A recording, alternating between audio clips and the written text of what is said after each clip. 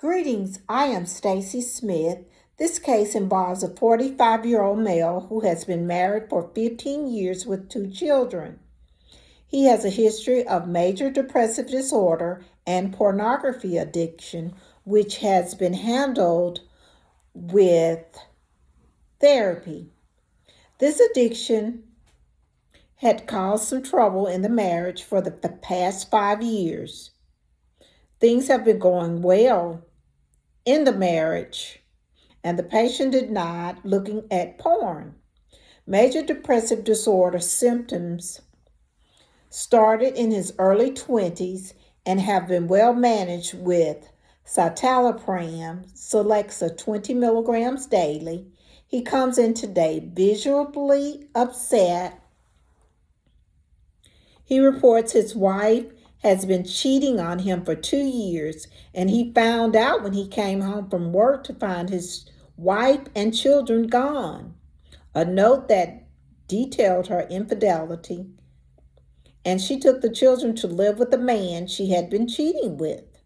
Divorce proceedings are in effect. He states, "I had no idea. I know I had my own problems, but 2 years?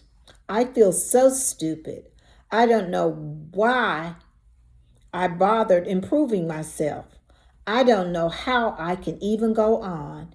My work made me take off, but I have called in."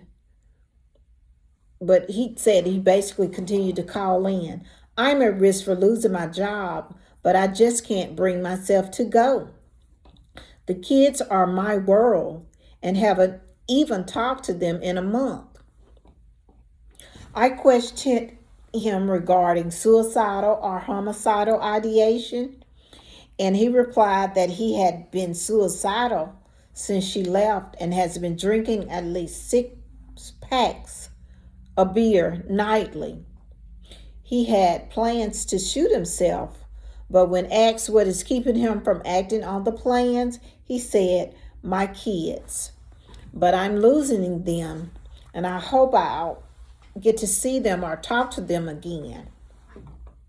So what I would do for this patient, I would establish a therapeutic rapport with him, and I would assess the patient's current mental status by evaluating, again, his suicidal ideation or homicidal ideation, the intent, or if there's a plan.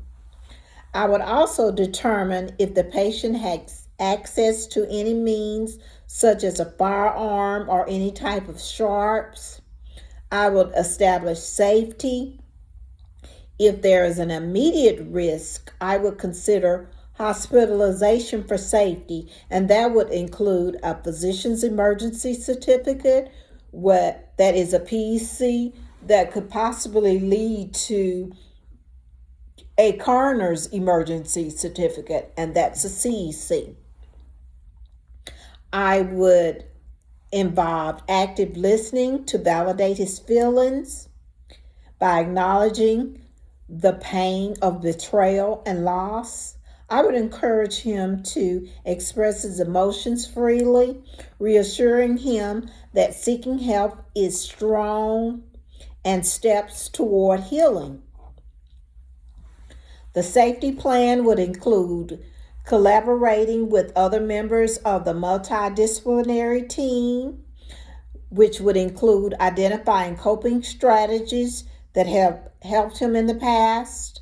I will list emergency contacts, including crisis hotlines, schedule regular follow-ups to monitor his mental health status.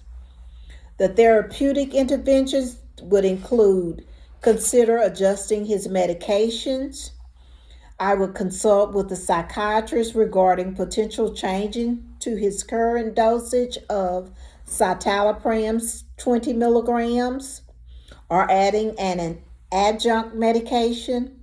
I would explore therapeutic options such as recommending individual therapy focusing on grief and coping skills. I would also introduce support groups for individuals dealing with infidelity and addiction. With regard to engaging the family and support systems. I would encourage him to reach out to friends and family for support, discuss the importance of support networks during this crisis, and if it was appropriate, I would involve family therapy to address the impact on his children. For long-term management, I would discuss the possibility of ongoing therapy by emphasizing the importance of addressing underlying issues related to major depressive disorder, and I would set long-term goals for emotional recovery and family engagement. For follow-up care, I would ensure consistent monitoring of his mental health and medication adherence, and I would assess progress in therapy and any changes regarding his situation. Thank you for listening today. I enjoyed presenting this presentation. Again, I am Stacy Smith. Have a good day.